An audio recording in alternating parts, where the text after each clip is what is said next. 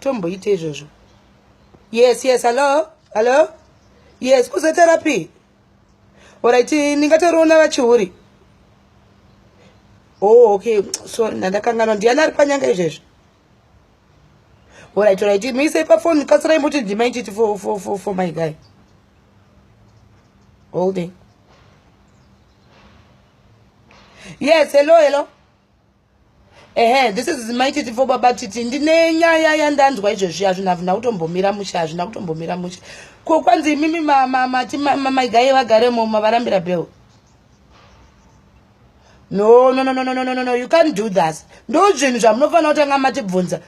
Mukuda kuti mama Fridays edu amira akaita sei?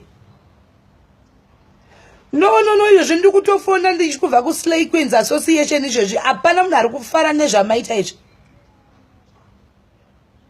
No, mutonge yachibva kumba tinopona sei maFridays koma weekends zvavo.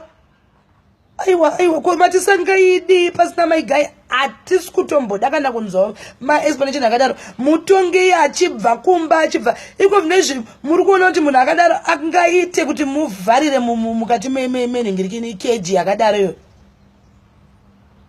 No, may not happy. Yes, muri vanhu vemutemo, but pane vamwe vanhu vanofanira kugara vari kunze vachitifadza. Izvezvi hatina kana sendi, muda kuti tiite sei, muda kuti movharira maigai iko munezvi. No officer, hapana chandiri kuda kumbotsanangurirwa inini.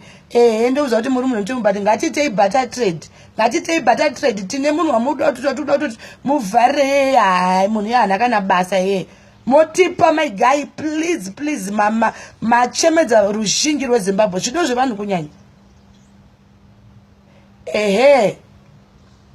No, musatsanangura hatingazvizivi zvema20 million nema50 million anongoshaika hatinambotanga namai guy izvozvo. Tinokupai munhu watiri kuda kuti muvharire asina basa uyo ari kuita basa rekupesanisa vanhu achirwisanisa vanhu achitwista zvinhu. Ndo wafana kuvharira Gurundoro. Tipei my guy for Gurundoro. Full stop. Aiwa vanhu vane mastress.